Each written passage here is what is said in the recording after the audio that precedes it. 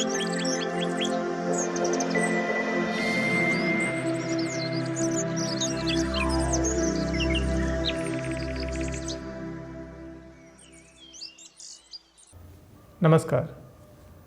कहा जाता है कि जैसा हमारा भोजन होता है हमारा मन बिल्कुल वैसे ही होता है। मन का तो पता नहीं, पर मेरा मानना है कि जैसा हम भोजन करते हैं हमारा तन बिल्कुल वैसे ही होता है। जिस तरह का भोजन हम लोग लेंगे हमारा शरीर का गठन भी वैसे ही होगा। वास्तव में देखा जाए तो प्रत्येक व्यक्ति का अपना एक पसंद है, अपना एक रुचि है, अपना एक स्वाद है, और उसी के अनुसार वो भोजन लेता है और उसी के अनुरूप उसका शरीर का गठन भी होता है। तो यहाँ पर कहा जा सकता है कि हमारा भोजन ही हमारे शरीर को आकार प्रदान करता है। इसीलिए कई लोग दुबले हैं तो कई लोग मोटे भी हैं और कई लोग समानुपातिक देह के भी हैं। तो यहाँ पर हम लोग बात करेंगे उन मोटे लोगों के विषय में। ये मोटापा आखिर क्या है इसके विषय में हम लोग विस्तार से जानेंगे। आज के समय में मोटापा एक गंभीर समस्या बन गई है और बहुत से लोगों को हम लोग देखते हैं कि वो अब मोटे हो रहे हैं। इसके पीछे वास्तव में कारण क्या है और क्यों हम लोग इसको कंट्रोल नहीं कर पा रहे हैं, इन सब विषयों पर हम लोग आज जानेंगे। वास्तव में इस संसार में किसी भी चीज़ को क्रियाशील रहने के लिए ऊर्जा की आवश्यकता है। उसी तरह हमारे शरीर को भी क्रियाशील रहने के लिए ऊर्जा की आवश्यकता पड़ती है। तो हम लोगों को ऊर्जा कहाँ से मिलेगी? हम लोग को ऊर्जा मिलती है हमारे भोजन से। हमारे भोजन में जो पोषक तत्व हैं उसी से हमारा शरीर ऊर्जा प्राप्त करता है।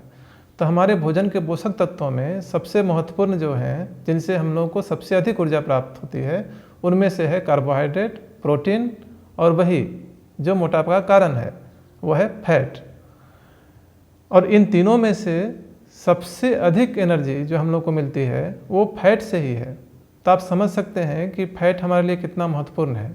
तो इतना महत्वपूर्ण होते हुए भी फैट हमारे लिए इतना हानिकारक क्यों हो रहा है और हम लोगों को इतनी परेशानी क्यों दे रहा है, इसके पीछे क्या कारण है, ये जानने की यहाँ पर आवश्यकता है। अगर मैं मोटापा को लेकर आपको ये कहूँ कि ये खाने से मोटापा होगा, ऐसे खाने से मोटापा होगा, मोटापा से ऐसा ऐसा होता है कि शरीर बेडौल हो जाता है, तो ये सब कोई नई बात नहीं होगी। ये तो आप पहले से ही जानते हैं। मैं चाहता हूँ कि हम लोग थोड़ा सा इससे आगे निकल जाएं। मैं कुछ आपको और बताना चाहता हूँ ताकि हम लोग इसके जड़ तक पहुँच सकें। और जब तक हम लोग इसके जड़ तक नहीं पहुँचेंगे तब तक मुझे नहीं लगता है कि हम लोग इस मोटापा से निजात पा सकते हैं। तो मैं आपको अब उस ओर ले जा रहा हूँ जहाँ से हम लोग इसको पूरी तरह से निजात पा सकें। आयुर्वेद के सिद्धांत के अनुसार किसी भी चिकित्सक के लिए या किसी भी व्यक्ति को चिकित्सा कार्य करने के लिए 3 ज्ञान की आवश्यकता होती है। वो है हेतु ज्ञान, लिंग ज्ञान और औषधि ज्ञान। हेतु ज्ञान का तात्पर्य है कारण का पता करना, किसी भी बीमारी का कारण को जानना। लिंग ज्ञान का मतलब है कि उसके लक्षणों को जानना, किसी भी बीमारी के लक्षणों से उस बीमारी को समझना। अगर आप लक्षण समझ चुके हैं, कारण समझ चुके हैं, तब आता है औषधि ज्ञान। औषधि द्वारा उस बीमारी को दूर करना। यहाँ पर मैं आपको कुछ हेतु ज्ञान देना चाहता हूँ। जब तक हम लोग विशेष रूप से ये न समझ लें कि ये आखिर मोटापा का जड़ क्या है, मोटापा का कारण क्या है, तब तक हम लोग मोटापा से बाहर नहीं निकल सकते हैं। इसीलिए मैं आपको मोटापा के बारे में कुछ अन्य बातें बताने जा रहा हूँ, जिससे हम लोग को पता चले कि इसका जड़ क्या है। जैसा कि मैंने बताया कि फैट हमारे शरीर के लिए बहुत अधिक उपयोगी है, क्योंकि ये हमारे शरीर को ऊर्जा प्रदान करता है और सबसे अधिक ऊर्जा हमारे शरीर को यही प्रदान करता है। इसीलिए इसे शरीर का ईंधन कहा गया है। इसके बावजूद ये हमारे शरीर के लिए घातक भी है। क्यों? इसके पीछे कारण क्या है? कारण ये है कि हमारे शरीर में जितनी आवश्यकता फैट की है, अब हमारे शरीर को क्रियाशील रखने के लिए उससे अधिक मात्रा में अगर फैट का निर्माण होने लगे तो ये हमारे लिए घातक हो जाता है। तो यदि हम लोग यहाँ पर फैट को ही पूरी तरह समझ लें तो मुझे लगता है कि हम लोग को मोटापा को नियंत्रित करने में आसानी होगी। आयुर्वेद के अनुसार जब हमारा शरीर सब धातुओं का निर्माण करता है तो उसमें सबसे पहले जो भी हम लोग भोजन करते हैं तो उसमें रसों का निर्माण होता है। रस से रक्त का निर्माण होगा, रक्त से मेद का निर्माण होगा, और ये मेद हमारे शरीर को क्रियाशील रखने के लिए बहुत ही आवश्यक है। तो प्रतिदिन हमारे शरीर को कम से कम 100 ग्राम फैट की आवश्यकता पड़ती है अपने आप को सुचारू ढंग से चलाने के लिए। तो हम लोग क्या करते हैं कि अपने खान पान की आदतों से या अन्य विभिन्न कारणों से 100 ग्राम से अधिक मात्रा में फैट का निर्माण होने अपने शरीर में देते हैं, जिसके कारण ये हमारे लिए समस्या क्रिएट करता है। चूँकि मैंने शुरू में बताया कि शरीर इसको ईंधन के रूप में इस्तेमाल करता है, तो जब भी ये हमारे शरीर में 100 ग्राम से अधिक मात्रा में प्रोडक्शन होती है तो शरीर इसको भविष्य के ईंधन के रूप में इस्तेमाल करने के लिए हमारे शरीर में ही स्टोर करना शुरू करता है। अब आप इसको ऐसे समझें, जैसे कि आपके घर में, आपके किचन में एक गैस का सिलेंडर रखा हुआ है और आपने एक सिलेंडर स्टोर रूम में रखा है उसे भविष्य में इस्तेमाल करने के लिए। जब ये किचन का जो सिलेंडर है वो आपका ख़त्म हो जाएगा तब आप उसको स्टोर रूम से ला के यूज़ करेंगे, तो आपने उसे भविष्य के ईंधन के रूप में रखा है। लेकिन अगर ऐसा हो जाए कि आपका किचन का ईंधन ख़त्म होने से पहले ही आपके स्टोर रूम में 1, 2, 3, 4 करते करते गैस का सिलेंडर जमा होता चला जाए, तो क्या होगा? आपका ईंधन खपत तो नहीं होगा, लेकिन आपके पूरे घर में 1, 2, 3 करते करते पूरे घर में सिलेंडर भर जाएगा और ये आपके पूरे घर को अस्त व्यस्त कर देगा। बिल्कुल वैसे ही हमारे शरीर के साथ भी होता है। जब हम लोग अधिक मात्रा में फैट का प्रोडक्शन हमारे शरीर में होने देंगे तो वो यहाँ वहाँ हमारे शरीर में यत्र तत्र सर्वत्र ये जमा करना शुरू करेगा। यहाँ पर एक चीज़ मैं बताना चाहता हूँ कि जब मेरे पास भी क्लिनिक में कुछ पेशेंट आते हैं तो जो मोटे होते हैं उनको दुबला होना रहता है, तो मैं उनको ऐसे ही मजाक में पूछता हूँ कि इससे क्या प्रॉब्लम है।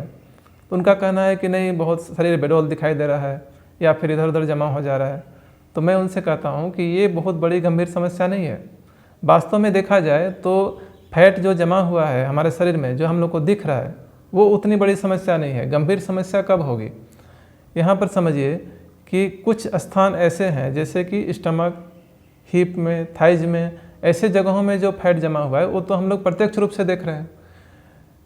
लेकिन गंभीर समस्या कब है? जब ये अप्रत्यक्ष रूप से, जहाँ पर हम लोग देख नहीं पा रहे हैं, उन स्थानों पे जब ये जमा होना शुरू हो जाए तब ये हमारे लिए गंभीर समस्या क्रिएट करती है। कैसे? जैसे कि अगर ये फैट आपका लीवर में जमा हो जाए, आपके किडनी में जमा हो जाए, आपके पेनक्रियाज में जमा हो जाए, इंटेस्टाइन में जमा हो जाए, तब जाके ये अलग अलग तरह के गंभीर समस्या हमारे शरीर को देने लगती है। इसीलिए मैं कहता हूँ कि obesity is itself a disease and causes of many diseases. ये बहुत सारे बीमारियों को क्रिएट करने वाला समस्या है। हम लोगों को बाहर से पता नहीं चलता है कि हमारे अंदर में ये क्या क्या कर रहा है। जैसे मैंने कहा कि फैट हमारे शरीर के लिए बहुत उपयोगी है, ये हमारे हार्मोन को संतुलन रखने के लिए भी बहुत उपयोगी है। अब यहाँ पर आप समझें कि जैसे इंसुलिन को लेकर आप समझ लीजिए, इंसुलिन के नियंत्रण में इसकी बहुत आवश्यकता है। इंसुलिन को यही नियंत्रित रखता है। लेकिन अगर ये खुद अनियंत्रित हो जाए तो क्या होगा? इंसुलिन रेजिस्टेंस हो जाएगा, जिससे टाइप 2 डायबिटीज़ हो जाएगा। यही हाल थायराइड के साथ में भी है। थायराइड भी एक हार्मोन है, तो हार्मोन के संतुलन में फैट की आवश्यकता है। अगर फैट ही असंतुलित हो गया तो हार्मोन को संतुलित कौन रखेगा? तो जो हार्मोनल डिजीज हो रहे हैं वो भी फैट के कारण हो रहे हैं। तो ये एक संभावना बन जाती है कि एक मोटे व्यक्ति को हार्मोनल प्रॉब्लम भी होने लगेगा। महिलाओं में आप देखेंगे कि प्रेगनेंसी को लेकर समस्या हो जाती है। तो ये सारी समस्याएं एक फैट होने के ज़्यादा होने के वजह से हो रही है। तो अगर मान लीजिए कि ये हमारे आर्टरीज में जमा होने लगे तो हम लोगों के लिए हार्ट का प्रॉब्लम होगा। लीवर में जमा हो जाए तो लीवर डिजॉर्डर होगा।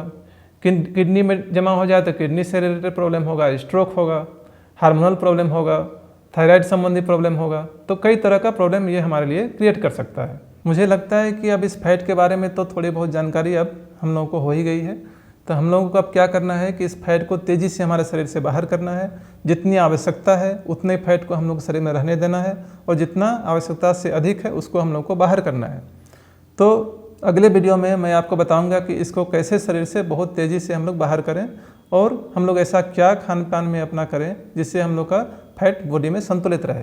तब तक के लिए अपना विशेष ख्याल रखिए। धन्यवाद।